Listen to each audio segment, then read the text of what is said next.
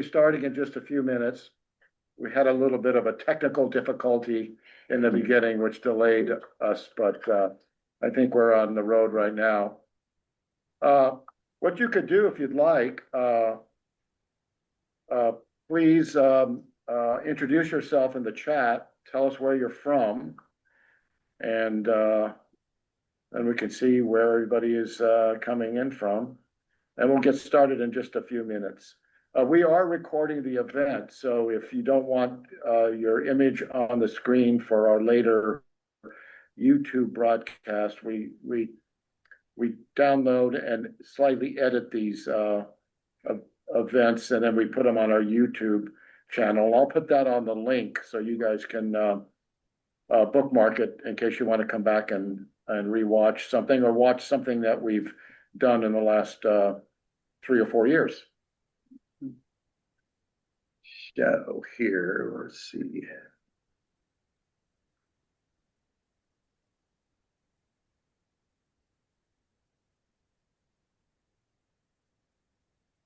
Do I have any ancestors? Do I have any?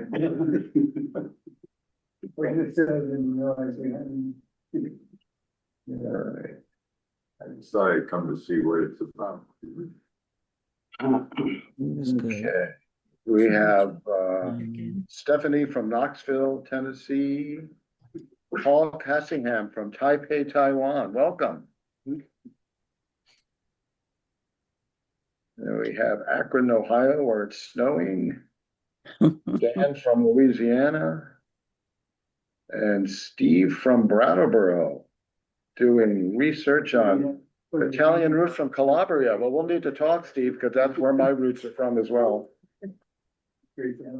Or as they say in Italy, radici.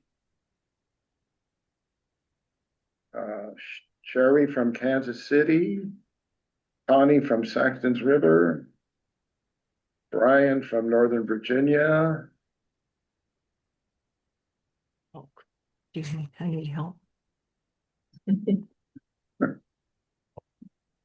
I have you all muted.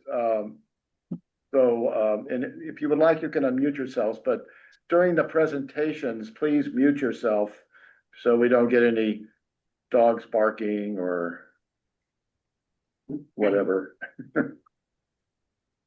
Phone calls. Ooh, by the way, I should mute my phone.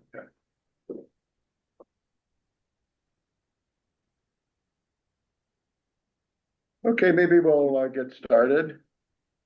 Everybody in the room, would you like to introduce yourselves? It's up to you. Yeah. Edie from Brattleboro.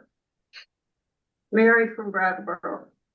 John from, I live in Dummerston now. Oh, you jump around, don't you, John? You're right. A little. Michael from Brattleboro. And I'm Wayne from Rockingham, Vermont. And Jerry from Brattleboro by way of Texas, by way of Denver, Colorado, years ago. Okay, so we'll get started. We'll just review this agenda. We have some announcements to make, and maybe you've seen these already if you're connected to the genealogy online world, but MyHeritage has some new DNA tests. You want to say a few words about those, Wayne? Yeah, well, it's not like I'm an expert on this, but I can tell you what they say.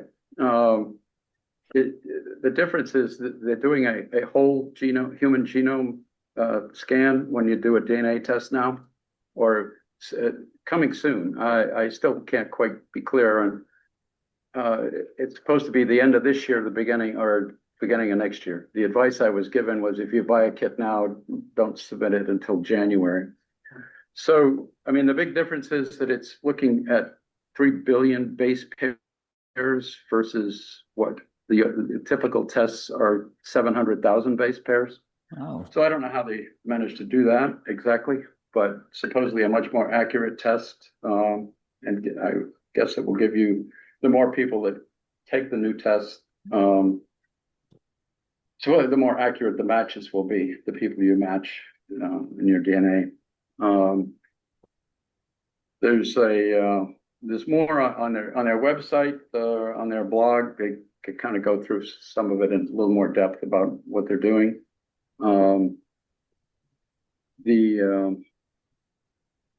Anyway, I have not tried it yet, but I was convinced to buy a new kit because it's on sale right now.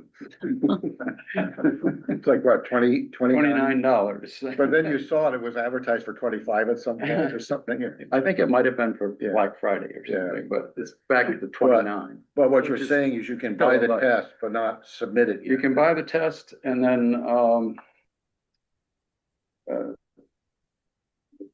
the advice I was giving, I just recently, in the end of October, I went to this genealogy conference, and the advice I was given was to buy the test now and submit it in January.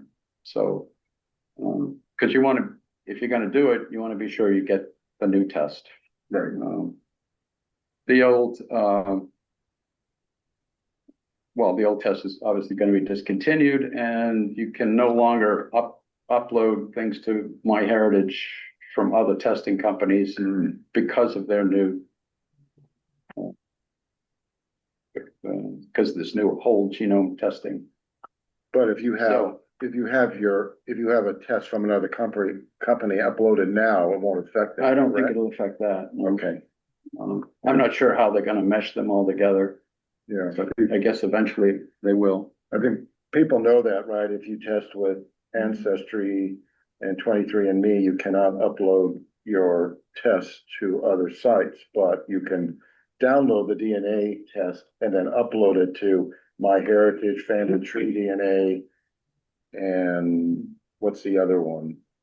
There's another one, maybe one or two. I don't remember now, but then you get their matches and their ethnicity percentages and that sort of thing. So Supposedly, from what I've read, it is possible they will make it possible for you to download your entire genome, your whole DNA.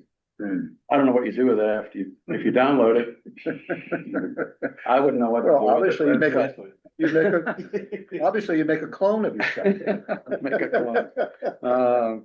Obviously, it would need, I guess it would be useful if there are other tools that people develop using all of that information. Right. So, Okay, well, on the So subject of that's DNA, yeah. we have Ancestry holiday sale of $29 per test, so you could buy them and give them away as holiday gifts to people that you want to test. Yeah. And this is really neat. Reclaim the Records, which is a organization that actually goes after state departments of health in various places to get them to reveal their data that they're, basically keeping hidden. And they actually sue these, right? They had to try to force them to Right. open up the records. They're either state or local governments, and they did get to the New York State Death Index, which they have now available online, newyorkdeathindex.com from up until 2017. You can actually get the index, right? Not the actual record, Yeah. but the records are available on MyHeritage. Well, for New York City, Yeah, not for not all of New York State, Right. but New York City. Okay, and if you don't know this, and I'm sure many people who are here today online found our event today on conferencekeeper.org. It lists genealogical presentations, both virtual and live throughout the world, basically. They have a calendar, so you can just check out what's happening and attend some event that you're interested in. Get back over here.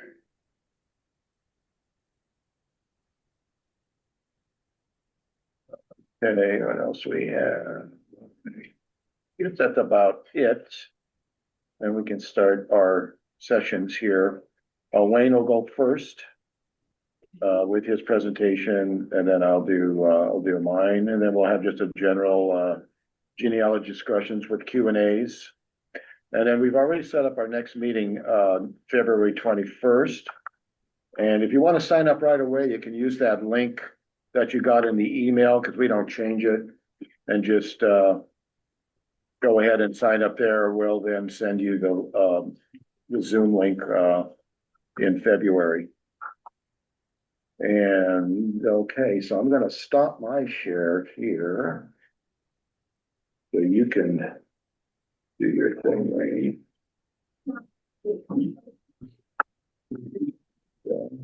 So let me see if I can set it up. Okay.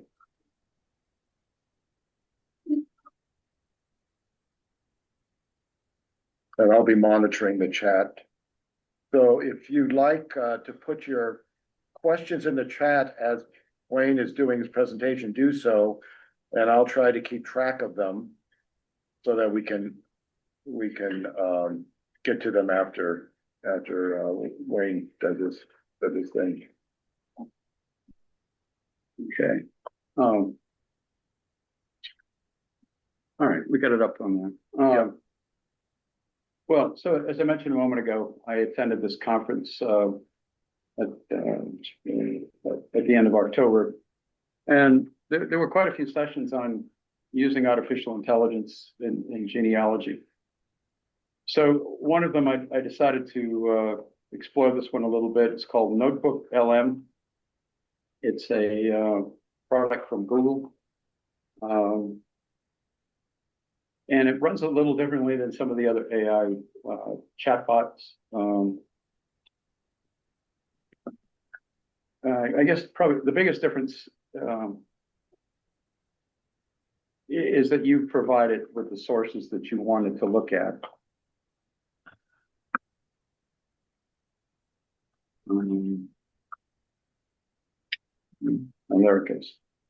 So these are a few screenshots from the website. So the first step, as it says here, you choose your own sources, and then you have to upload them into this, what's called a notebook. You create a notebook on this website, and you can create multiple notebooks.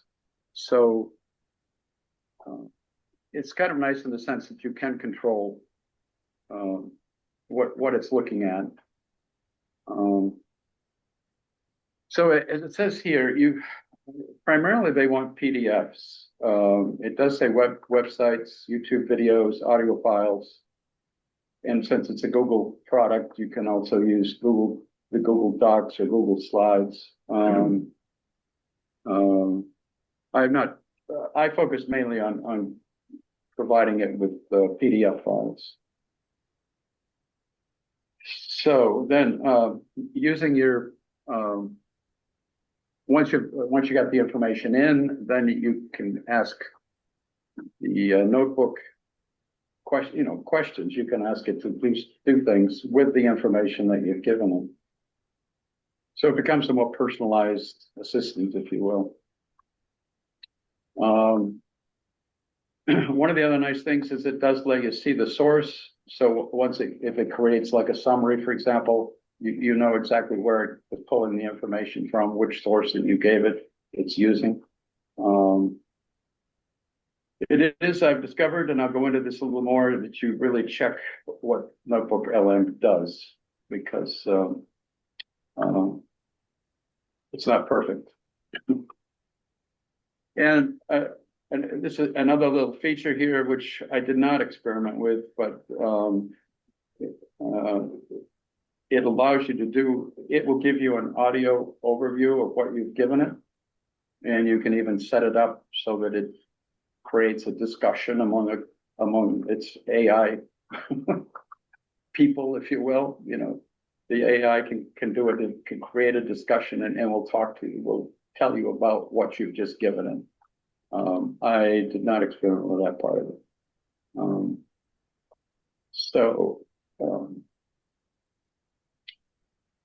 Just, there is right now, anyway, you can use, there's a free version. And it's allows you to do quite a bit just in the free version itself. And there's a pro version. Somehow I imagine they're going to try to figure out how to make more money off of all this, so I don't know if the free version will stay around, how long it'll be around. think that? But evidently, they're not making any money off these products, so somebody's gonna do something soon. So anyway, the pro version allows you to have more notebooks and more sources in the notebooks and so forth. It's a little more expensive, but so far, the free version does a lot. So I was trying to think about how to use it for genealogy. There's a lot of built-in features that I think it was really designed more for students to use. Creating a study guide, for example. Although when I mentioned that to my son, he just kind of laughed, said, who's going to do that? You know, if it'll make a report for you, it's going to make the report for you, you know, to study it. But like flashcards and other ways to quiz yourself on something you're studying.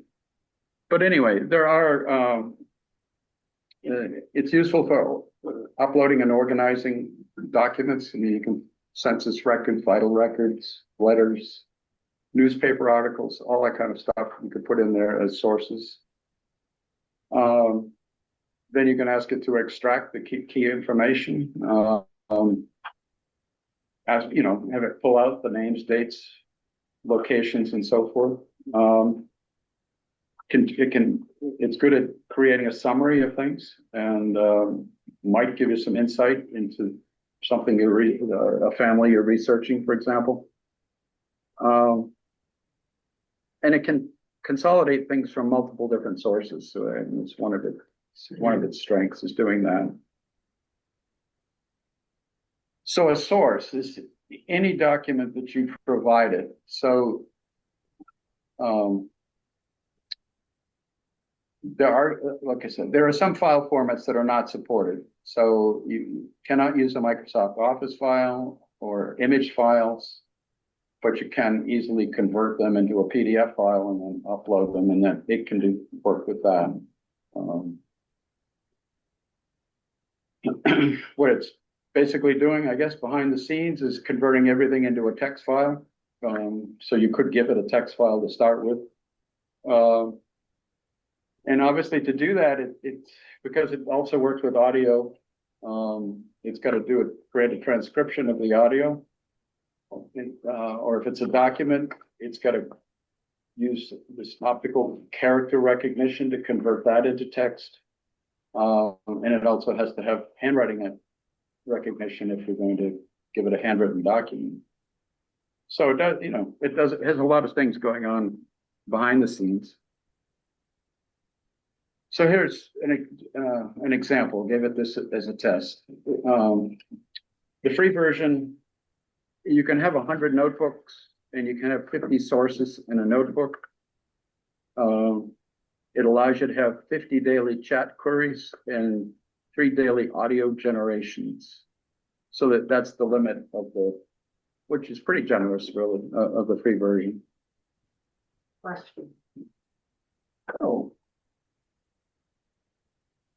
Translation. I did not give it anything from another language, so I don't, I'm not sure about that, whether it's translation. Okay, about that handwriting,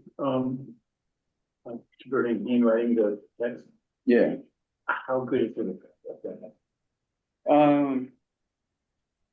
Well, I'll show you an example that didn't work.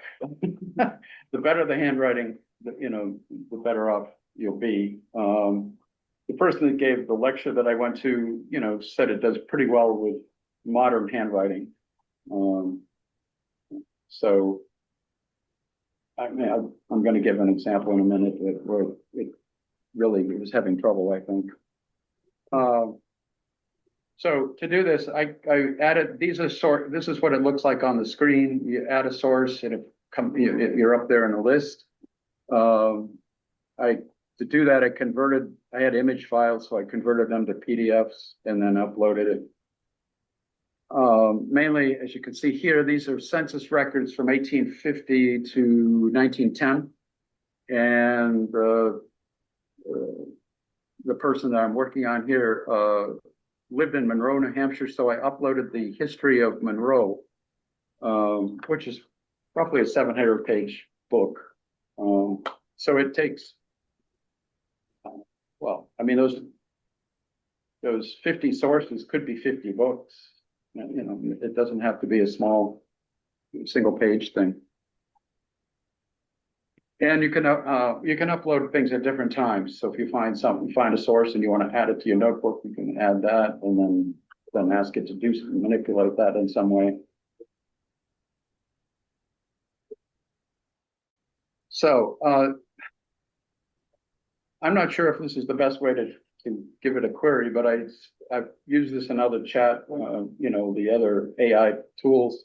So I wanted it to act as if it's a genealogist, analyze the census documents, use the Monroe history, and then when it gives me information, I wanted it to cite the specific line or section where, you know, I wanted to know where it was getting the information of the sources that I gave it. So that's my query. Oops. So it does, the first thing it did was give a little summary of the book.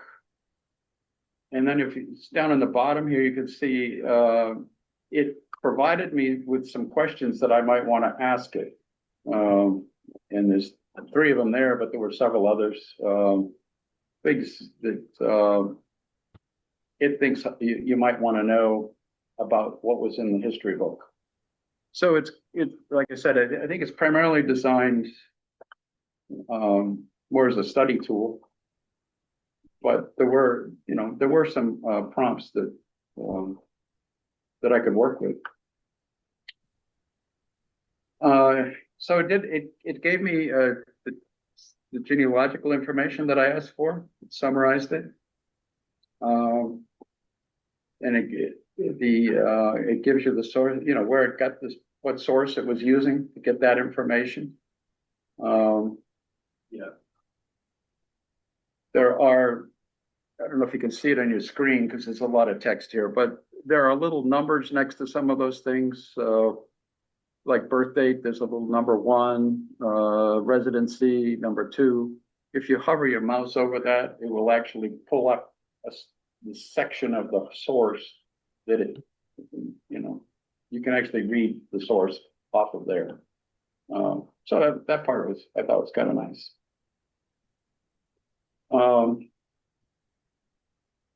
However, just caution, it helps to find the best and most relevant sources that you can.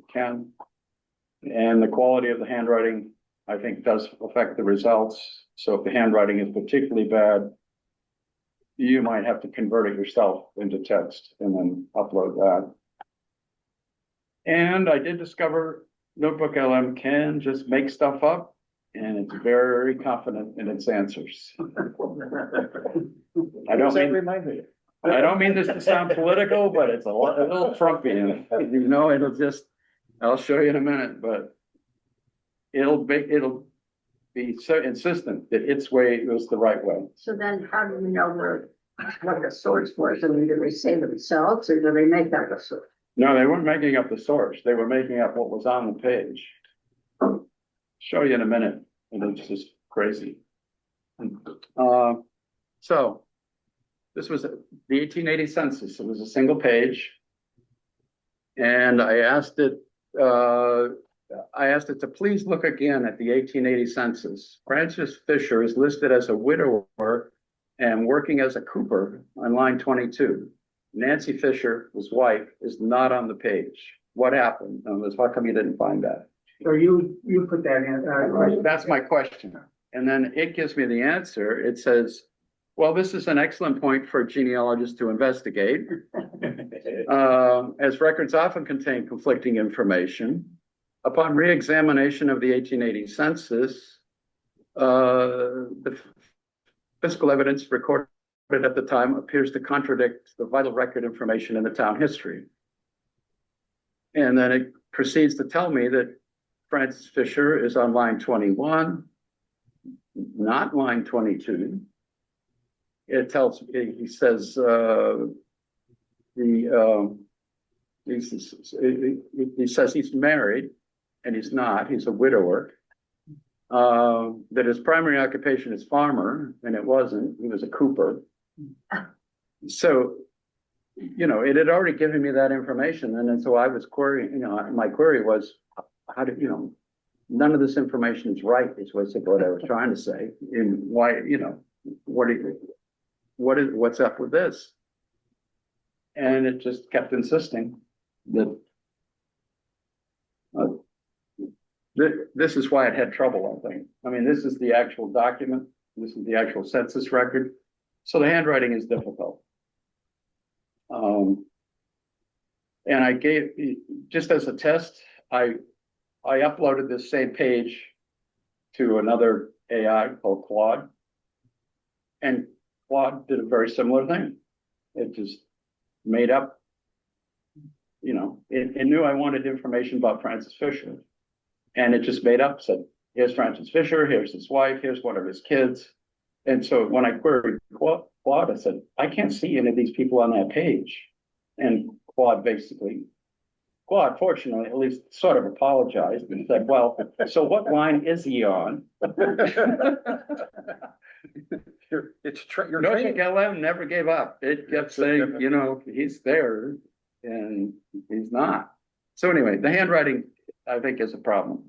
You know, I mean, it's amazing it could get anything out of there, I guess, you know, that could read the handwriting and do something.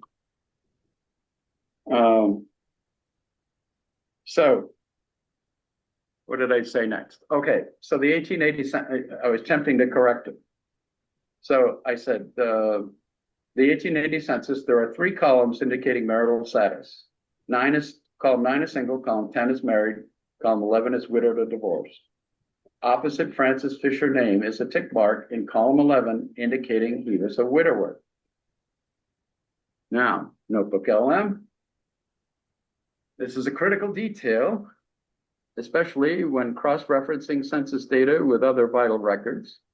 As a genealogist, careful inspection of the original record is necessary to verify column markings. Upon reviewing the 1880 census, the record for Francis Fisher on line 21 shows the following. Single, married, widowed. Therefore, 1880 census explicitly records Francis Fisher in line 21 with a check mark in column 10 indicating he was married. Well, on that previous screen, if you look at column, line 21, it's the 2-year-old daughter of the next door neighbor. So So NotebookLM just not giving up. There are some things, but you definitely want to check the work. I mean, I deliberately was giving it things that I knew that, you know, that I could easily check. But It's in its early stages. still quite confidently incorrect.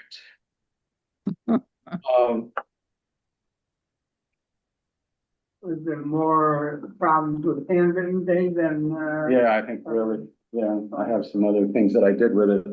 But I think it much prefers a printed document. So anyway, NotebookLM does recognize some of the conflicts in there. It could not, however, I mean, this was one of the other things I was hoping to check.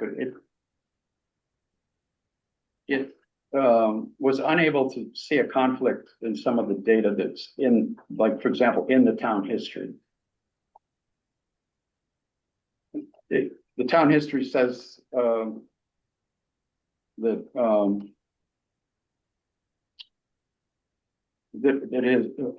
his mother has got to be wrong.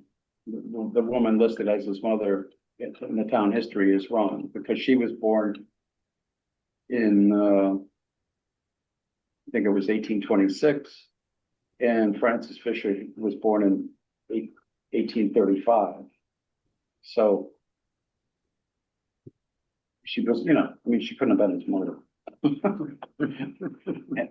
Biological mother. I think she was the mother that raised him, and that's why, that's why it was listed that way. Yes, But indeed. Notebook LM did not pick up any inconsistencies there, so I don't know, it wasn't really, I didn't ask it to analyze that. Maybe it would have, but. So anyway, yeah, there's differences between the, because it still insists that she was alive in 1880. And she died in December of 1878. But even that 1880 census, I can't make heads or tails of, because it lists a kid that was supposedly 3 months old in 1880. There's conflicts there for sure in the data records. Anyway, so that was so in terms of results. These are some of the other tools that are built in. It can do this audio video overview. It can create these other things: mind maps, reports, flashcards, quizzes, infographic, and a slide deck. I guess those are in testing phases, I guess. So I decided just to try one out, just to see what it looked like. So here's what the mind map did. It used, and again, it just used the textbook. I mean, the history book. Broke it up into the various sections in the book. So I clicked on just one there, the history of people, because I was curious how it was handled that, and then it pulls out information about the people that are listed in the book, which so I clicked on military service, and it breaks it out again by men from Monroe who served in various wars in our country. And then, so I was curious what the Revolutionary War one looked like, especially since it was only going to be 8, not, a lot of people. So once the map was created, just clicking on Revolutionary War gave me a list of 8 men who served. In addition to that, the Notebook LM provided a chart of all the wars in which men from Monroe served, and using obviously the town history as the source there. And it will, it broke it down, gave me all those 8 people, where, where they served and so forth, who they served with. So that part was pretty good, just in terms of getting a summary of what's in the book. That's all stuff from the book. It's all from the book. Yeah, no, it's not pulling out it. It's only using what I've given you. So. Those little numbers at the end are what, like footnote no? Yeah, if you hover over those, it'll go to that place in the book. Can you do that? Well, Not on, this is just a screenshot. oh, that's right. Yeah. Sorry. It'll take you to the page in the book where it's getting the information. So that part's pretty neat. Oh, and this is a chart of the other, this was all in the same thing, and it gave me all this information all at once. Listed each war, how many people served and so forth. And you could break it down, you can hover over those little numbers, those little footnote numbers, and it'll take you to the place in the book where you find that. Okay, takes you to the place of the book, not to the actual source that it used. Well, it's using the book as the source, Yeah. so it. But how does the book know what that is? Like they have to be citing a source as well, right? Oh, no, See what I mean? yeah, I see what you mean. Yeah. Yeah, no, it was. Yeah. It's not giving you the source that the book, Source, right. that the author of the book used. Right, Giving but you- from that page, you it- should get a footnote or something. It'll tell you where in the book Yeah. that information is. Yeah, I wonder if you asked it to list all the sources in the book, whether it would just, it could do Yeah. that. Yeah, I remember. I didn't Just thought, just occurred to didn't me. look at the book that closely to see what Yeah, whether you right. had sources in there. Is there for the audio and video files, there, that output, in other words, after you ask the question, give the sources, ask the questions, it produces a audio output. Yeah, suppose, like, for example, I suspect if you did that, thing with the various wars, people that served in the wars. The example I saw, the lecture I went to, it created two people like they were doing a news broadcast, and or somebody was interviewing somebody else on a news broadcast, describing what was in there, that kind of thing. I didn't try it out. I don't know how well it works, but so here another test. So this time, what I was interested in, there was a couple, and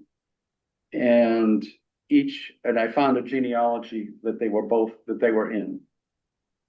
So there was a Cragen genealogy and a Piper genealogy, and then I tried to add in. I wanted to experiment to see what it does with websites, so I added in some websites that would have information about them.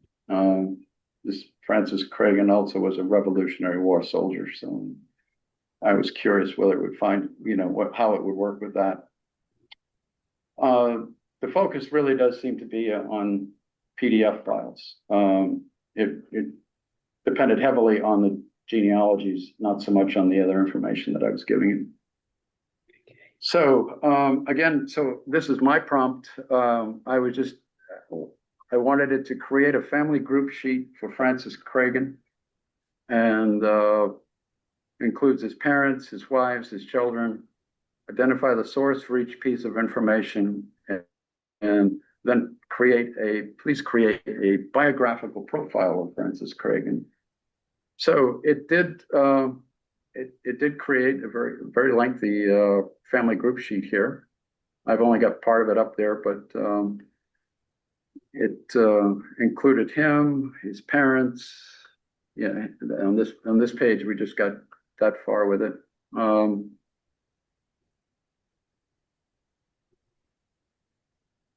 right, and then it did create a profile of him, and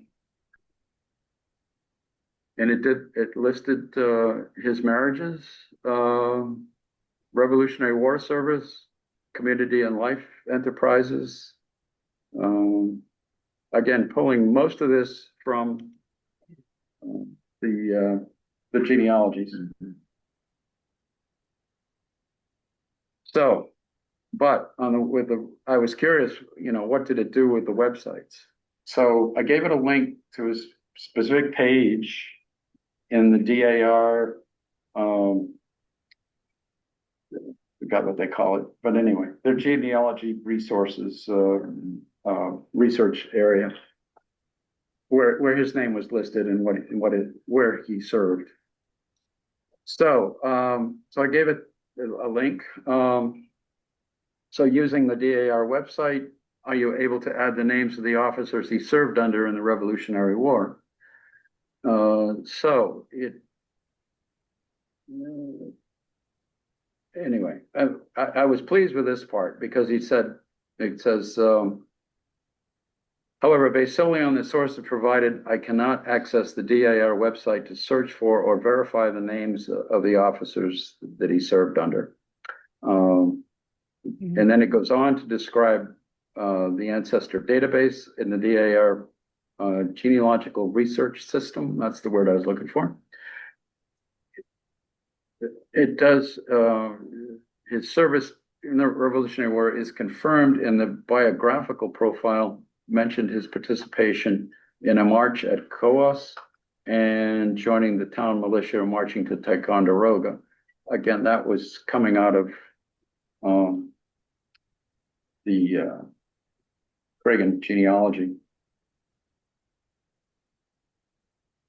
And then I was surprised because I thought archive.org was pretty open well, actually DAR for that matter, you don't have to sign in. You can search that on your own. I found specific pages, but again, it at least told me that it couldn't do that and told me how to do it, how to go about it for myself. So it did give some instructions on how to use the websites, but not, it couldn't pull out the information. So then what I did, I downloaded the book, several hundred pages of one volume of this Rolls of the Revolutionary War in New Hampshire. And so I asked if he could find him in the PDF of the book. So it could search the PDF, and it did find him in the index on page 95. And page 95 is there on the left. And so I suspect it wasn't able to use that information clearly, because he's listed there, he's listed as a sergeant. It lists when he served, and at the top of the page, which is kind of on your far left there, it lists the commanders of that unit.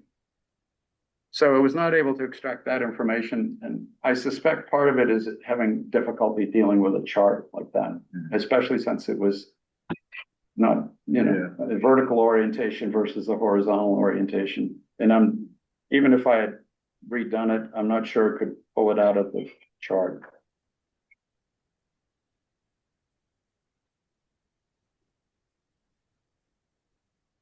Oh, so then I thought, well, see what can it do to create a timeline of his life.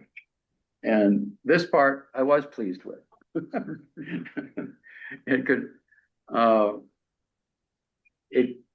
and this is only part of it. I mean, it was a very extensive timeline.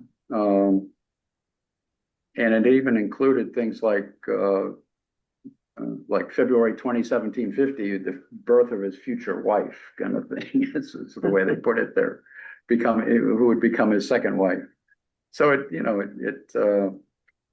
if it didn't have an exact date, it would give approximate dates and put them in the timeline. So that was kind of neat, because I thought it could, if you were pursuing this to research a person, that it would give you a starting point to look, that, hey, there's a gap in this timeline, and we think it's about this time of, about this period.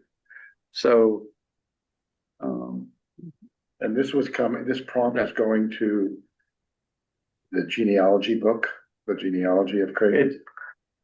Yeah, I think primarily. Okay. It's pulling out of both genealogies. Both of them. So that part, I was pleased with. That it could search through the book, organize the information, give you kind of a quick look at, well, this, what area might I look into more?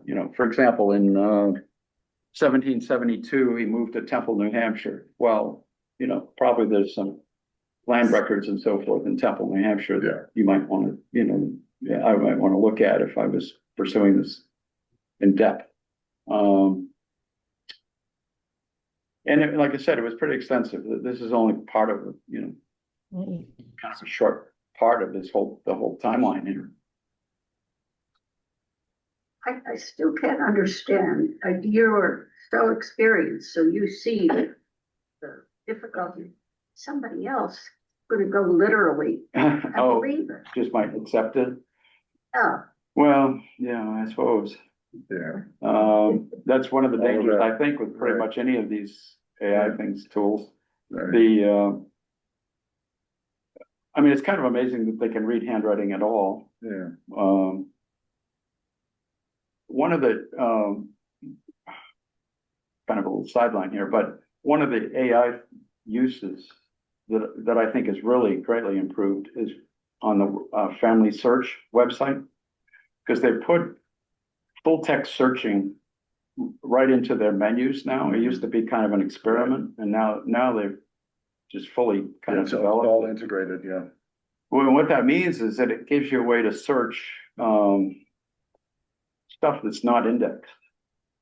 So like if I was looking for a land record in Temple, New Hampshire, I would go to Family Search, use their full text search, put his name in, put in Temple, New Hampshire, and see if I see, if there are any records there. And that is excellent.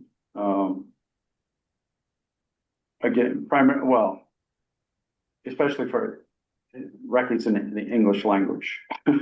Evidently, they've expanded to Spanish, and I suppose they are working on others, but they've done the most work on records in English, and they have, I don't know how many millions probably of documents that are not indexed and don't come up in a normal search.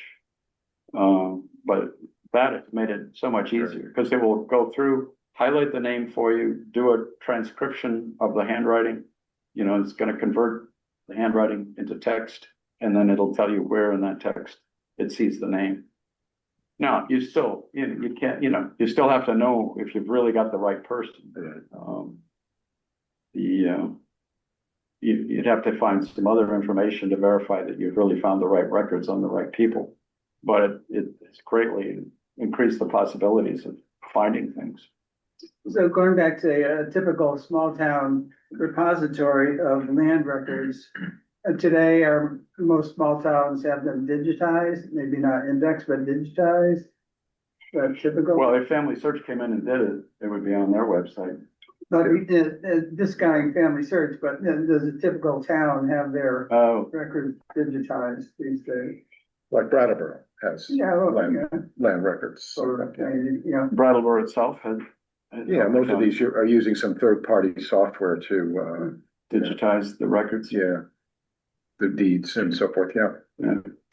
Back to they're mostly, interested in the current recent history. If you're going back further, then it's not. Mm-hmm.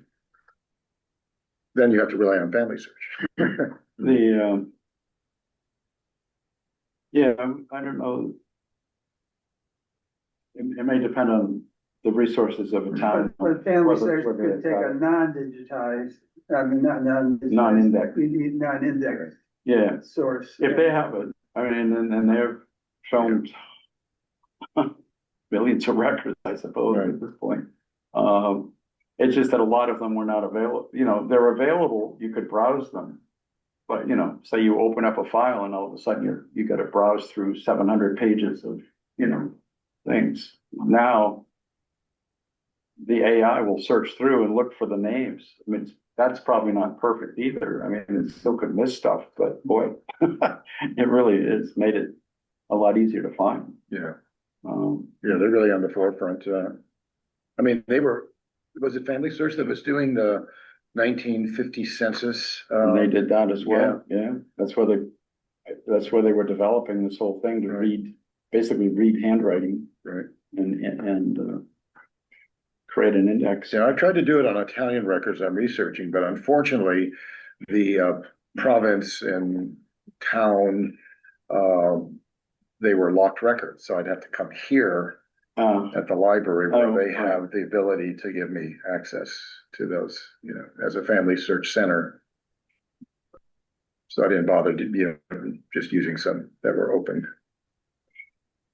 Let's see. I've only got maybe one up. Well, so then I was curious whether it could actually provide me with a more formal citation, like if you were going to create a footnote in an article or a book. And to a certain degree, it did. Let's see. The first one there, it gave me did pretty well. It gave me the author, the name of the book, when it was published. It couldn't do much with, I gave it a marriage record and all it did was give me the name that I gave it. So it didn't come up with, okay, this is, I forgot which town it was, probably maybe Temple, New Hampshire, Temple, New Hampshire town, town record, marriage record. that kind of thing. It couldn't come up with that. Because it just gave me back what I gave it. So it could do the books. I mean, I didn't tell it, you know, I gave it the whole book, so it had to go through, read, you know, Right. identify who wrote the book, what the title was and so forth. And when it was published. Does that give you page numbers then, that you could go into the book and, Well, in this case, yeah, it's not giving me page numbers either. So you could It's then- still got the little right, footnotey things there where Yeah. you hover over it and it'll take you to that section, that place in the book. so then you have another So step, it's not, yeah, but yeah. sort of. Sort of, okay. I think that's about it for me. Oh, well, I gotta just wrap it up.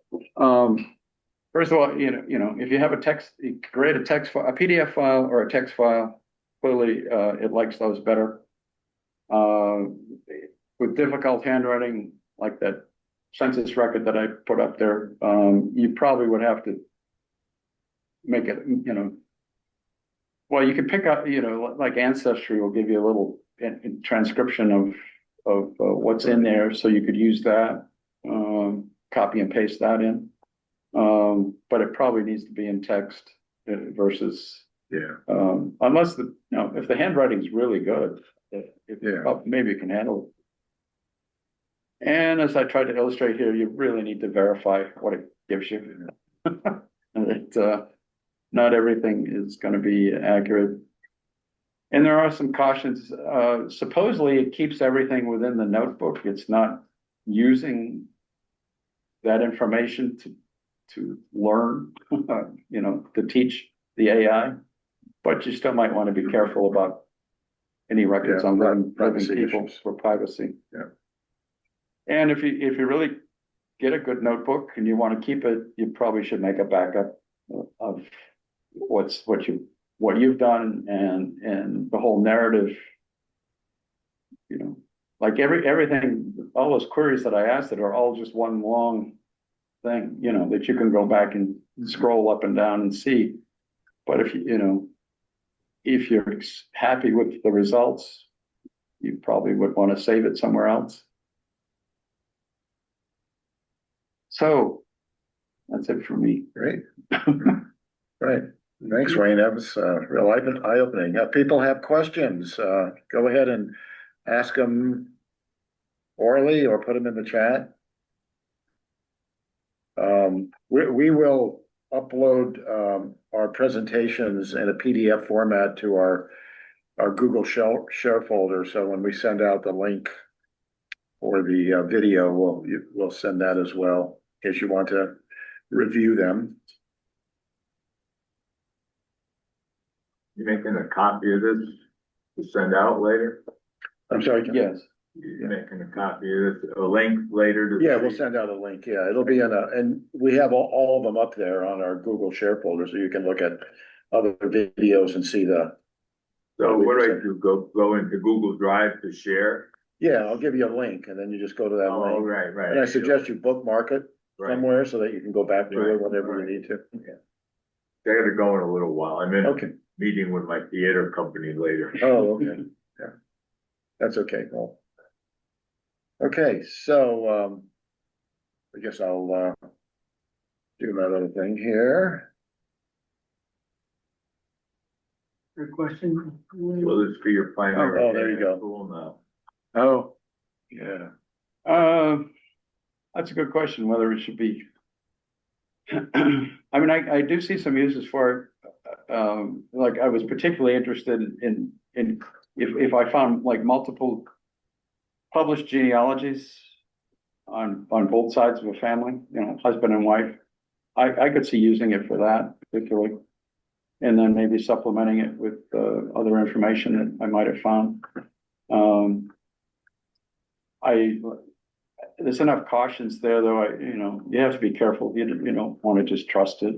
yeah, it's, And it's probably the same with It's any true of anything, right? these AI things. I mean, sometimes I give the same information to different AIs to see what Yeah. see if they come up with the same answers. Yeah, If I'm playing around with it.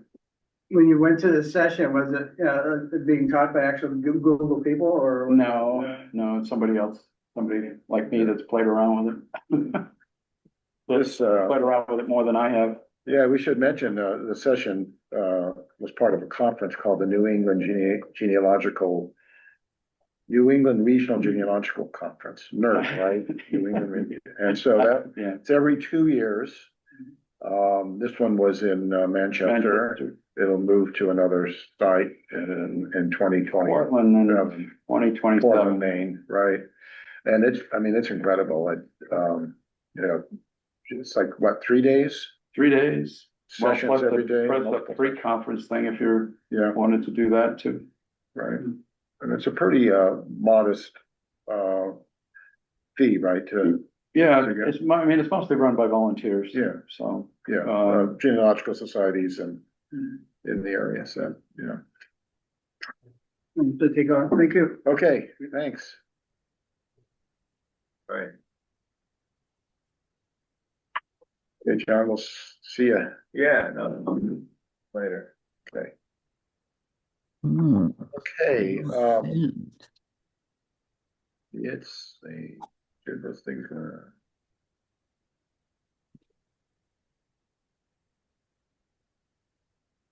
There we go, get to the beginning. Okay.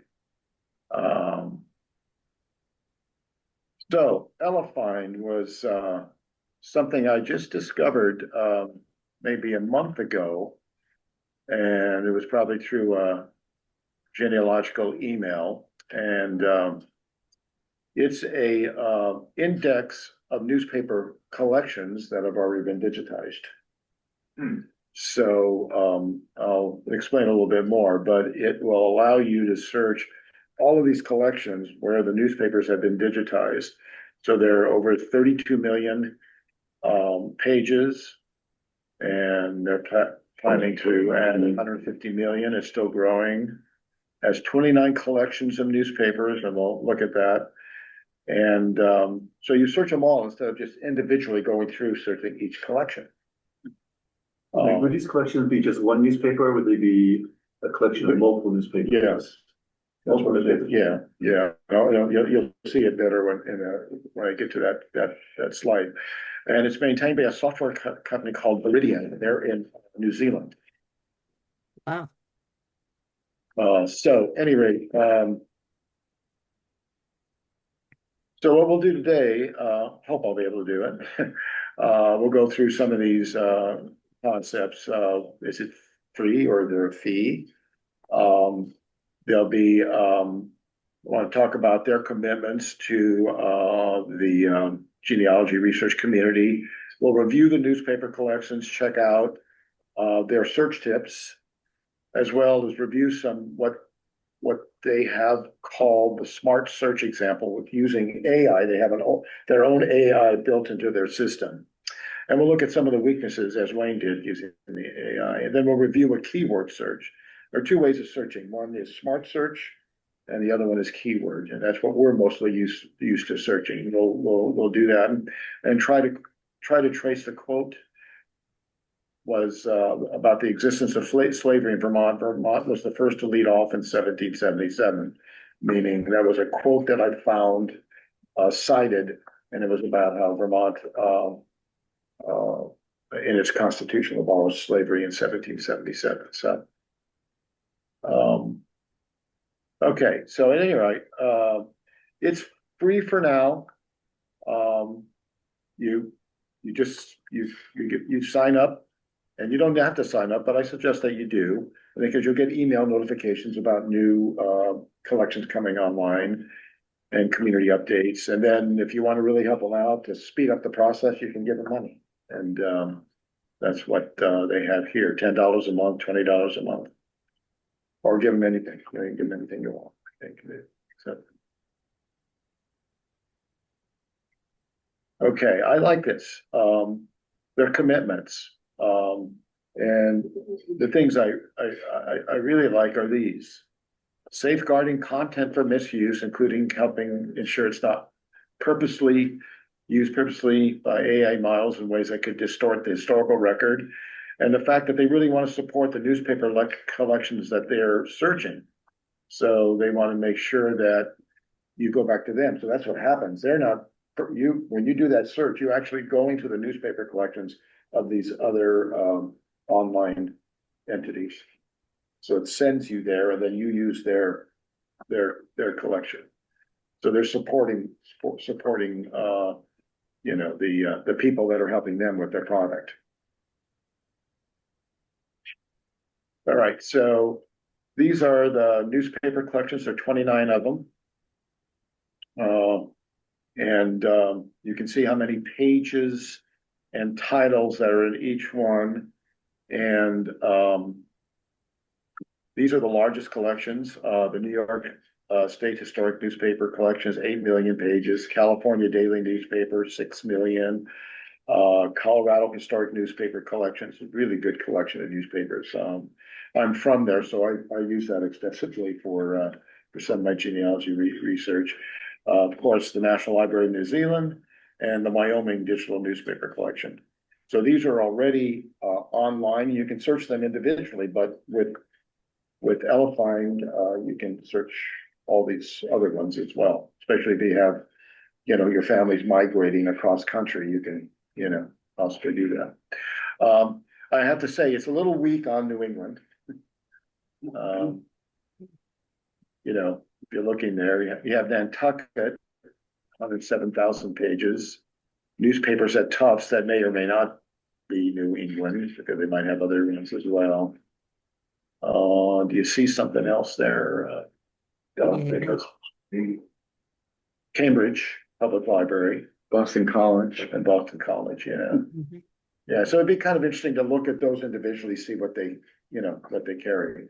I mean, one of the nice things about this is that it does smaller, lesser known regional student and community newspapers, where some of the big databases are not going to, you know, newspapers.com is probably not going to bother with that.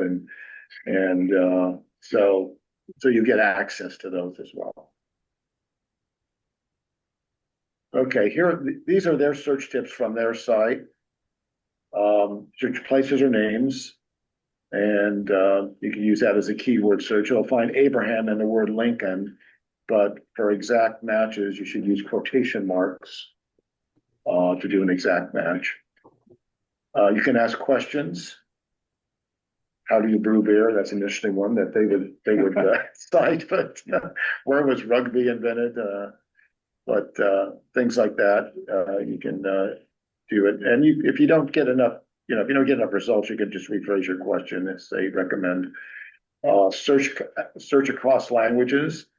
It will return other relevant newspapers in other languages. I did not find that in some of my search statements, but I mean, depending on what you want to do, and you know, you might be able to get some of those foreign language newspapers. But most of them are in English. Uses natural language, so you can use just the language that you're accustomed to using, you know, with specific, you know, subject headings and that type of thing. Use modern terms, and it will, you know, convert it, because World War I wasn't used in 1918 or something, you know, but it will search for First World War and any other terms that are used. You can filter your results. So when you get a whole bunch of results, you can go back and filter them, and I'll show you how that looks on the screen. And then it always comes with an AI summary, so you can click on that and then go and then use your own question, or you can they suggest questions to use with the AI summary. Wow.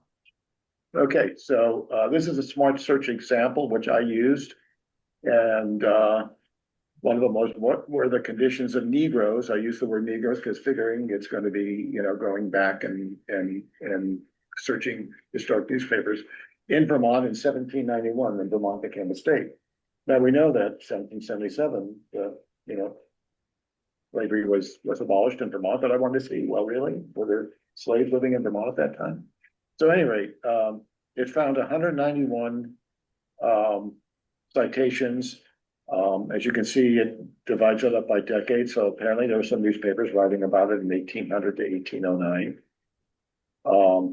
The collections where you'll find them. So it looks like New York State had most of them. Nantucket had a couple. And then in the publication itself, which is embedded in these collections, those are the publications. And there were a lot more. I just didn't, do a screen print of them.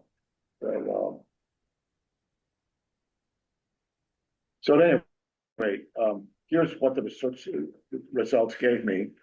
And I'm not quite sure why they picked that one to be at the top of the list. Because maybe it had the most search terms. And if you look at it closely, they're taking each individual term itself, like a Google search, and so it's like showing that this particular article had all of those terms in it. So you got to be wondering how, what the quality of it is going to be. Again, you have the limits on the left, and then the AI summary comes up, and you can ask it anything about 20 of the search results on the page. So they're, we said 190, so it's only going to do 20. And then they suggest some questions. So I said, well, let's look at a perspective. So they'll go through and try to get a perspective on what were the conditions of Negroes in Vermont in 1791. Okay, so once I had to do that, it came back with these clippings, and for some reason it just gives me the ID for the first and second one, but in the third one it gives me a link. I don't know why it didn't give me a link. Would make it a lot easier, because if we're looking at this on the page, you'll see that. But then you have to go back, so you kind of have to maybe make a note, the Alexandria Gazette of 1881, then go back and find that so you can read the piece. But it will go through and, as I said, give you a summary of that and try to give you a perspective, which they do at the end.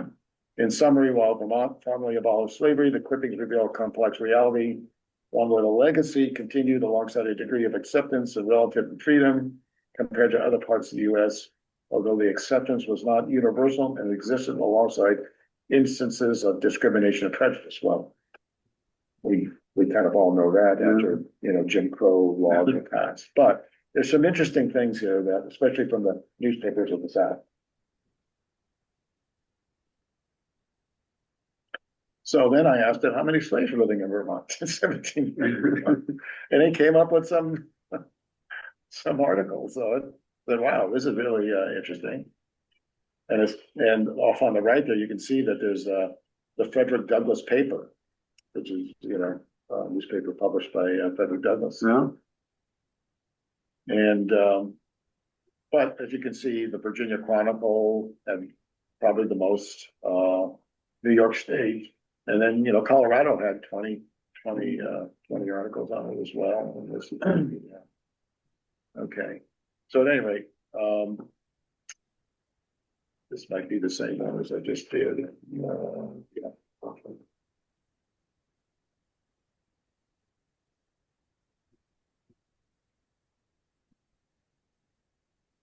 Okay, here we go. So, so with the AI example, I asked it to analyze that. And so here are some of the citations that were provided for me. And Massachusetts was created in the year 1820. yeah, it's not right. Yeah. Caught that one right off. But we should see what the context is, because it might be pulling something out of the article that's incorrect, So, so then I asked it in this particular example to find where Vermont and slaves are in the same sentence. I wanted to get it a little bit more specific as to its And so it went through and tried to do that. But it doesn't appear all that, evident here, but, slavery existed in Vermont, and there's the Alexandria Gazette. That 1820 was probably when Maine was Was separated from Massachusetts Yeah. and became a state. Exactly, yeah. Because it was under, Massachusetts. And here's some of the, other ones. The Catholic Telegraph, which is like, a little bit, I guess, wasn't familiar with that. But the clipping states Vermont was the first to lead off in 1777. So that might have been where that quote came from that I mentioned earlier. And then you have the Southern Collegian. Vermont claimed the honor of being excluded from slavery by her Bill of Rights. This asserts Vermont's stance against slavery. But that goes on to make other interesting statements. And then the American Beacon lists the number of slaves in the various states, including 17.8 slaves in Vermont. Really? Okay. You read that? Yeah, we did too. I mean, 17.8, I don't even know if they got that, but again, they must be looking at something. So, Well, one of those papers was talking about people from other states who owned slaves moving to Yeah. Vermont. that's right. So, I mean, Excuse me, genealogy, yeah, slide. yeah, come on in. And so, this is more of what we were talking about. It's just this Ray Rattler is actually in Colorado, and there again, the Clinton states Vermont was the first to lead off. So it took that quote Yeah. and they published it here in 1916. Anyway, it was just like this interesting little exercise that I wanted to find out. So, anyway, to begin with, so this one was about fine articles for Vermont slaves are in the same sentence. So I went to this is the Alexandria Gazette. So it takes you to the Virginia Chronicle, which is the Library of Virginia, and then the Alexandria Gazette, and there's the clipping. And here's the statement here. So you read through this, and in the clipping, it says that Vermont was a minute union in 1791, and an advertisement for a runaway slave was published to a Washington newspaper as late as 1794. This shows that slavery existed in Vermont even after submission to the Union. I'm thinking, what? Really? I mean, because it was a runaway slave, there could have been, they were just advertising. There doesn't mean slavery existed in Vermont in 1794. And in the actual article, it says it was published in a Burlington newspaper. So it'd be interesting to go and find that Burlington newspaper just to see what actually it was saying. Because there's nothing really saying that there was slavery in Vermont. It was an advertisement for a runaway slave that they were looking in Vermont for the person probably, right? So anyway, that's another instance where, you really have to dig down to actually see what's going on. But at least it found it, and here was another Interesting to find that this wasn't. I'm trying to remember the history, but there was a time there, right, where the Dred Scott decision and so forth. Right. So that somebody right, that was wouldn't later, necessarily be in Vermont, but it might be Yeah. advertising for a runaway slave. right, Who ran away from that his freedom wasn't granted. somewhere else. Right, exactly. Yeah, so that could have been taken, but not as early as 1794, I don't think, but. Okay, this is in the Colorado Historic Newspaper Collection. And it says that the clipping states Vermont was the first to lead off. It's nowhere in the clipping. So I don't know where it decided to pull that, but I couldn't find it in the clipping unless I just overlooked it, but it wasn't a large clipping, so I did go through it. Well, it's sort of implied when it says, it was not prohibited in Massachusetts until 1780, nor in Vermont until 1777. Yeah, but that's like a, you know, Vermont was the first to lead off. It's like, that's a real, you know, that language they used seemed weird. But anyway, you know, again, I'm just trying to point out as Wayne did some of the fallibilities of it. And so this one, I said, okay, let's see if we can find that quote, you know, really find a quote. And when I did the keyword search, putting it in quotations, it did find it. And it found it in this commencement bulletin called the Southern Collegian. And it's a big, long article. And basically it's arguing the lost cause. And you go through it, you know, it's, you know, 1887. So it's right after Reconstruction. And they're like, it's full of lost cause rhetoric. And I mean, it's an interesting, Vermont was the first to lead off by the census of 1790, but 17 slaves remained in the state. So that's much, and you know, there's no citation for that. Would have to be using the census. Yeah, 1790 census. So, I mean, it would be interesting to go back and see. New Hampshire, Massachusetts failed, I think, to fix a statutory period, but the census 1790 gives the former state 158 slaves. What do they mean by that? You know, New Hampshire. You think about New Hampshire, the former state. Well, based on that sentence, New Hampshire and Massachusetts failed. The former state was 158, and one of these still reported in 1804. It's confusing. Well, I think it's former versus latter. Yeah, could be, right. So anyway, but anyway, I was able to find where that quote came from, and then it was kind of misattributing it to these other things, but all right, then I tried a keyword with slavery in Vermont in quotes in 1791. And this was probably the most interesting result from the Catholic News Service, a news feed from 1954. And so when I went to the actual document, I know it's going to be hard to read, but it was published in Springfield, Vermont. The U.S. Supreme Court had just ruled that instruction on banning the teaching of religion on public school property.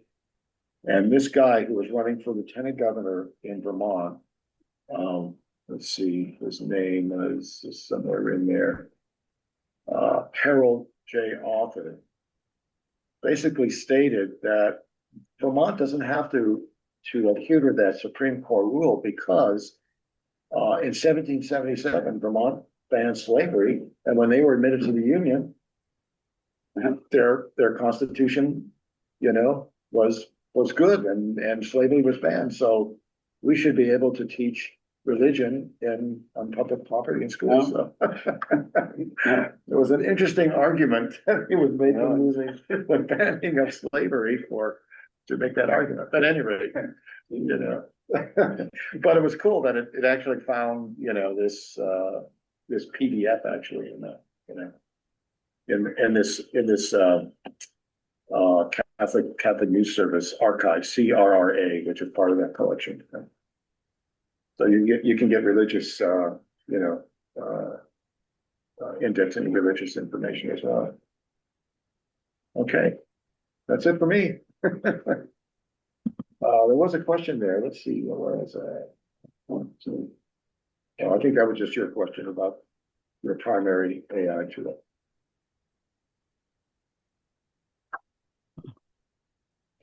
So when you do that search, the first part of it is just like a Google search, and then where does the AI come in? Comes in after you receive the results. When you receive the results, then you can ask it. Then you can ask it on those results. It'll search the first 20 on the results. Hopefully it gives you the best 20. Well, as I said, I don't know why I picked that one from 1909 as the lead, but I think it'll probably get better. You know, and it's probably when it's really good, that's when we'll start charging the fees. So, it's very easy to find. It's elephind.com, Elephind. And, I say, give it a try. See what the results are and, let us know. We can, publicize that. That's And right. those were freely available newspapers that it's searching on. That's right. Right? Yeah, So. It's good. yeah. Yeah, otherwise, you know, I mean, otherwise. you wouldn't, may not even be aware of those. You'd have to go kind of looking Yeah. for them in a way, you know, so. Then I might just, you know, you might just go to that source itself and search, you know, if you think that's where most of the, information is at. But it's not, it didn't search, the Chronicle of America, Yeah, good point. right? Didn't look like it. So, I mean, that would, you think that would Yeah. really expand its, Right. That'd be a good question to ask them. I did find that they, on their list of newspaper links, they spelled university incorrectly on one of them. So I sent them an email. did you? I did. I said, sir. And they said, thank you. And they corrected it right away. That's good. Dunsfall newspaper. Yeah. Lynn, thank you. Yeah, my standard is to throw in my Revolutionary War ancestor to find out what comes up. Yeah. And there were things from the Glens Falls paper which I hadn't seen before, and so I'm not sure if I have to go back and check and see if it's a mirror of what was published in the Brattleboro paper. But I'm wondering if it focuses more on the local people in that area, which if so, that gives me, you know, people in places at the same time to go back and just connect up who was where when. So. Yeah, good point. Yeah. Yeah, so the more you use these tools, you'll come up with ideas about, you know, better ways to use it for your specific, research. Yeah, good info. Thanks. Thank you. Well, we could throw it up, throw it out, you know, for whatever you guys want to talk about, throw it open. You want to put something in the chat about your own genealogical research, or just unmute yourself and talk away. Let's see. Whoops.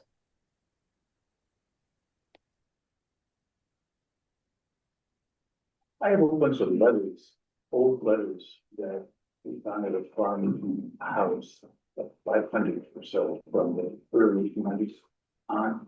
But they're so hard to read. They're very hard to read. Yeah, it is one. Yeah. Scan them and blow them up on your screen. That's what- Or you know, even just take a picture of them and then drop it onto your computer, because you can manipulate the contrast Yeah. without too much difficulty. But for me, a lot of it is just make it bigger. And then, I mean, you know, okay, it's old eyes, but some is just make it bigger. You can really see the characteristics of the actual handwriting, instead of having it all just be this wall of ink that you're trying to sort out. If the letters are written in pencil, it may be worth just photocopying them, because that will also make that real faded pencil pencil lead easier to read. It'll show it as darker in a photocopy. You can do the same thing with an image, but I mean that's old school, is make a copy and make it readable. So a couple of options, maybe they'll help. Or you know, share them, will help you. I love old handwriting. Did you say you love? She loves old handwriting. Oh yeah, it's the best part. You you never know what you're gonna find. Well, And actually, you know, and there's like, you know, I have a I have a diary entry from a great grandmother at one point that was, you know, did the laundry today, basically put the washing out. The pig got loose, pulled down all the washing, had to go put him back again. I mean, you just never know. You know, they had to redo all the washing because the pig got loose. You just never know what you're going to find. So it's always, to me, fascinating what people write, and especially when those actual documents have been kept for so long. So it was significant for someone to choose to keep those letters or documents that are not necessarily an official record. So like it's really interesting to me just to see what someone chose to keep. So by the way, hoping to put you on the spot, Lynn, No worries. but, in our next meeting in February 21st, Lynn's gonna do a presentation, right, Lynn? Yes, yes. So if anyone has thoughts on what you'd like to hear about, I have not yet fully decided on what we're going to talk about. But it was great. Jerry and Wayne and I met up when I was in Vermont for Thanksgiving, and we talked about a lot of options, and we'll meet up later in January to just sort of finalize topic things. I do have ADHD, so squirrel brain is a thing, and so we might jump around a little bit, but I'm excited to share and learn together about how we can find some maybe new ways to combine source use to help solve brick walls, and just share some of the things that have worked for me. We did have some fun helping Jerry crowdsourcing some solutions for something Jerry was working on. And that's, to me, it's a collaborative effort is always fun because everybody learns something when you work together. And I promise I will try not to talk quite so fast in February. An early vote would be on handwriting. Okay, I can tie that to my Revolutionary War guys, so that will tie in with what Wayne talked about in September. And actually I do. I have a story about that, and it's pretty much this where, I saw the pension record. It was visible for, you could see it for years. And but like it was just this wall of ink, and I couldn't wrap my head around just getting the handwriting broken down. And then now there's other options for that. So you don't have to spend, the dollars to buy the book about old handwriting, or just give yourself a headache trying to figure it out. So I can definitely add that to the list. I've used the BYU, Brigham Young University tutorials on handwriting, especially for Italian documents. And I've found those very helpful because they give you ideas of what you might be looking at, rather than trying to translate it off the page. And there might be, Lynn, if they have them for just handwriting in general? I think there are some. Yeah.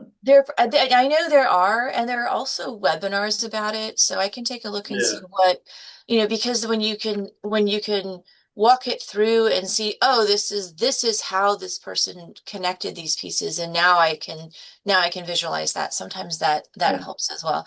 So I can take a look and see what we might find for resources. And definitely, I'll be talking about the NARA and National Parks Service collaboration on Revolutionary War pension records, because that for me was a huge breakthrough. But let me poke around a little bit, and we can definitely talk about that. Thank you.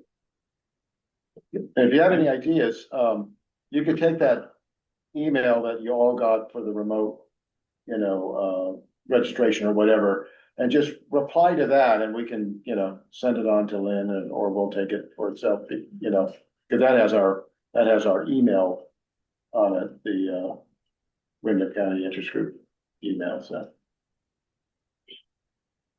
something, another thing that might be worth a try is if you can get a good copy of, very a legible piece of old handwriting, just put an AI, just try it, see what they come, see what AI comes with it. Yeah. Didn't you give? I thought you gave Claude a handwritten document. Handwritten, yeah, I did. It was an Italian handwritten document. It actually translated it. Attempted to translate and transcribe at the same time. Claude, isn't it? Yeah, the name AI is called Claude. Claude AI, I think. But there are CLO. It's not CLOD, but CLUD. Well, just what I was thinking was, even if it only did part of it, it might give us some hints as to what it's really, what it's saying in the document. I mean, the handwriting's really poor, like the Yeah. example I had from the census, Yeah. then you might, you'd probably be out of luck, but, Yeah, what I found. if it's clear enough, dark enough, enough contrast in the letters and so forth, as Lynn was just saying. Right. I mean, there's a half a dozen of them out there, Chat, GPT, I don't know if they can do handwriting. Yeah, Claude did, maybe that, what did you say, Perplexity, yeah, Perplexity. maybe that can do it. Are these letters all by the same person or different? people? No, it was old farmhouse my folks bought, and in the ad, my dad found underneath this couch, like 3 big boxes of letters, that were saved from 1832, the first one. Wow, amazing, they're still. Yeah, I know, it's absolutely amazing. So they're probably all written to this guy, Patterson, so probably 12 or somewhere between 12 and 20 different people writing to him. Yeah. Over 3 generations over from, really cool. Yeah, those should be digitized, yeah, get them in an archive. That's a What I'm- publication project too. That would be a really terrific, you have a long period of time. If I'm understanding correctly, everything was written to the same person over a period of time. Is that correct?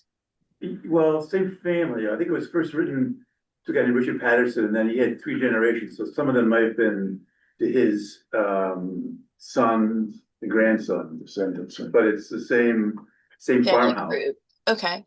So one thing you might look at also, since you know more or less the family group, is look them up in the newspaper and see what social articles might have been written.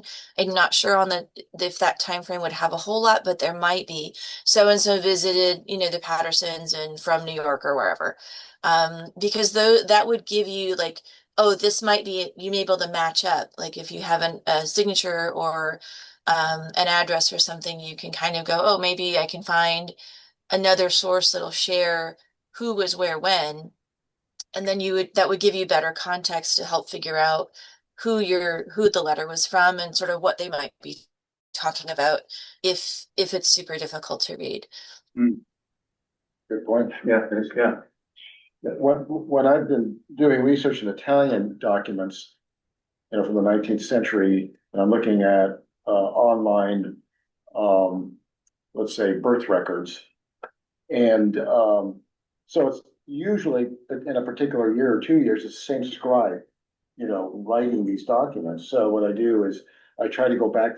If I can't make a letter out or word out, a name out, I'll go back and see if I can find something that's easier, similar. So it might be clearer. And I say, oh yeah, that's what the name is, and so that helps. If it's the same person writing, you can go back over a period of time and might be able to decipher. Something else you might try that I read about recently is use like an audio to text transcription. There's a few apps out there, or whatever you use to do that. Read the letters and have it transfer, basically transcribe that for you to text, because then it's a little bit easier to go back later on and say, oh, let me go now that I know more. Or, Jerry, just as you were describing with, I have a little bit more information here. Then you also, unless you love to type, you're not having to actually hand type that information to both have the digital image later of the letter and the transcript of that letter. You can let the computer work for you, but also that shows your gaps. It's easy enough to go in and say, there's 3 words here or 3 words here, or leave space for that. And then again, that's something that you could have if you're, if someone decides to take this on as a transcription or publication project, that helps them sort of work to fill in the gaps for you. But I was definitely- thinking of doing just kind of what you're saying, is blowing it up and then writing down the words, typing below it, the words that I knew that I could tell out, and then see where the gaps are. And so, I have the text, the written handwriting, and then the text underneath it, and then, but I have, the technology part is. Yeah, the tech piece on that is I think a bit more complicated, but certainly you could drop it into, just a Word document And then down the road, take the image of the letter and put that up above or beside it. If you put them side by side, and the trick to do that in Word is make a table and put the image on in one square of the table, and then type your text or put your text into this other square of the table, and then you can match them line by line. And then so you have the image and the transcript all together with a whole lot less fiddling with images and moving words around. And when you use the table for that, it's stable and it doesn't move around like an image does with Word. Is there a way, I just made me think of, just what you were saying, if I had a word and then I had an English word underneath it, that then I could then, could you then search all those different symbols to then get the dictionary or the, of those words? Is there anything like that? Handwriting, you mean? Yeah, you know, if I took a page and then was able to figure out, you know, what each of these kind of different words were. And then plug that into something that would recall either the word or the letters. I guess that would. I don't know of anything on that, but what you could also do is like once you have parts of that, like if you notice that some of the phrasing is the same, but you're missing some of the words, there may be like when you look at formatted documents, like on a marriage certificate or a marriage record, you know, this is to certify, blah, blah, blah, blah. So in letter writing, you're going to have similar phrasing that are commonly used, and you may be able to look at other letters from the same time frame to see what phrasing was also used. So you could look maybe, you know, in the same area, or like the UVM collections, there's letters. So that might be something you could look at if you we're just looking to see what was typical word usage or what was common courtesy in letter writing during that time. So that might also help you, you know, puzzle out some of the phrasing rather than focusing on one specific word or letters. You can kind of look at, okay, what is this whole phrase? I mean, and what would you expect in a letter? You know, initially a salutation, great, we hope you're doing well. Thanks for our current visit. Here's the newsy news. Hope everybody does well going forward. See you later, bye. So you sort of know what the pattern is going to be, and so that might help as well. Sorry, geeking out. Yeah, a lot of good That's suggestions. great, that's great. Yeah. Lynn's a problem solver. That kind of thing, it does help with like reading wills, for example. Yeah. Because there's certain standard Boilerplates, phrases that yeah. appear at the beginning and the end of a will particularly. And then usually you could pick out names. And then from there, you might then you can start to figure out what it is they were saying. Right. One thing that sort of stopped me too is I was sort of researching and it's like, oh, make sure you are wearing gloves. You know, so then I'm like, what gloves do I need? You know, I don't have gloves and you know, because I would love to take them out of there. I mean, 'cause they were stored in this box in this attic. Well, the box is 100 probably years, acid. That's an acid. You know, no rain, no mice or anything, Yeah, but, it is amazing. Get an acid-free box, you know, from like Gaylord, which is a conservative company. they're all folded in these tiny little folds. Oh, God. Strings, all Right. bundled together. Oh, really? Ooh, keep them all together when you store them so you know which ones were grouped. Yeah, I know, but then you take them out, it's like, okay, what part of the box is it? Oh, just be one at a time, write them down. Yeah, I have slowly put them in plastic bags with, you know, little labels and then. Which are, yeah. Oh, that's a real. what a archive, though. treasure. It really is, it's. Farm life, boy, that Vermont Historic Society would be interested in it. We bought the property from the last surviving Oh, really? person. Yeah, the family came from Scotland, lived there in South Reigate, Vermont, and then we bought it from the very last surviving, person. Well, I think I stored somehow back, and it was over the garage, this little, loft area behind this couch. My dad was just poking around and say, what's this? It's amazing, none of the mice. Moths. I mean, even have the original, like I said, original letter of the wife, to the HUD, to Richard Patterson, who was at 22 came over to Americas, and it says, honey, same thing like, oh, the weather's nice, da, da, da, da. Second paragraph, I was so surprised to wake up and you weren't there. Wow. Yeah, I was like, I know we talked about it, but but you just left. She did actually come over, but Oh, but okay. it was. And then the return letter, him saying, oh, you know, well, it wasn't, you know, it was my fault, you know, we talked about this, you know, no fault, you know, anyway. I didn't want to That's wake you. great. You were sleeping so soundly. That's right. Oh. Anyway, that's, yeah, so, I hope to in my lifetime, so. Yeah, well, you got a project there, and we all have these projects, right? Yeah. You might look at, as you start this project, build a timeline of starting with, like, if you're able to find the records of who owned the property, like who exactly was the owner, and then you can match up the letters with those timelines, and your publication will really write itself for you, and that will also help you with tracking what letters go in what order and go where, because you already have them grouped together, but you within that could then sort of, capture them together. And then, the puzzle search piece, finding all the solutions is the most exciting part. The most important part is writing it all down so that someone else doesn't have to go through the same pain that you're going through. But it really will build itself for you, and it will help you see where the gaps are in your knowledge. If you can put the family tree and the property ownership and newspaper social mentions or town reports would also be something to look at, because that information would be there as well. And then you'll have really good context for what's happening in the letters and what they're talking about. To me, that would be, it sounds like lots of moving parts, but in the end, that will probably give you the biggest or the best full look and understanding of what's going on. Great.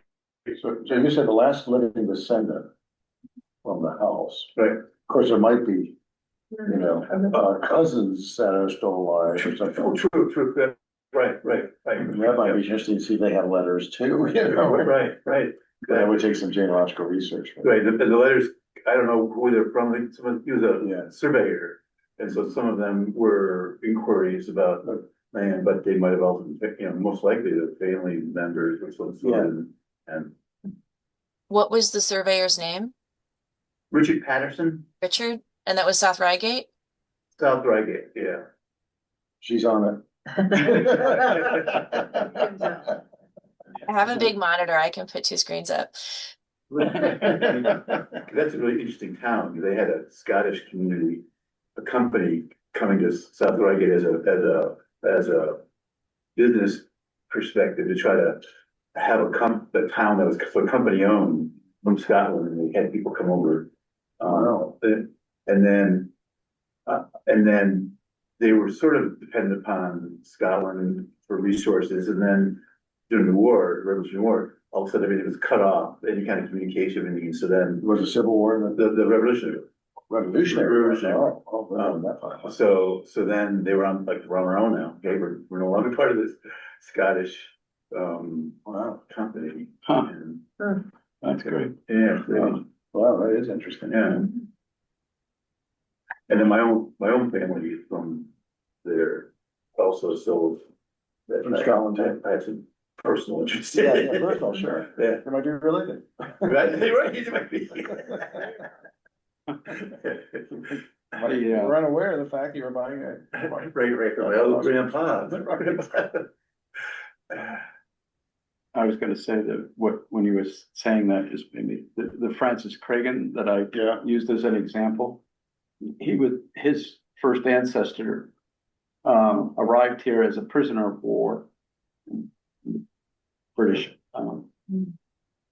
He was British Army? No, he was. The British Army defeated the Scottish Army, and he was sent over here. Oh, I see. They were sent to Saugus, Massachusetts, to the ironworks, to work in the ironworks. So he was kind of banished. Yeah, I mean, Britain, you know, Why just? England was big on that, wasn't There must be various- others. various of their- Get out of here. What's that? There must have been others, right? Prisoners. Oh, yeah. Yeah, They it were was a sent to Australia. horrible, oh, I forget what it was a horrible battle. And the British took thousands of people, as prisoners. And what year was this about? Middle 1600s. Oh, I wow. forget the exact date of Yeah. that, where the British went to war with Scotland. But, so they kept them in a castle and in a church in England, and it was just horrible conditions. A lot of them just died of sickness, you know, illness from being kept there. So, Wow. but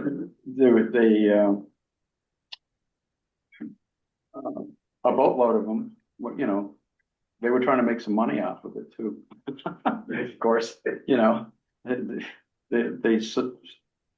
basically sold a shipload of Scottish prisoners Prisoners. to, So they were indentured? yeah.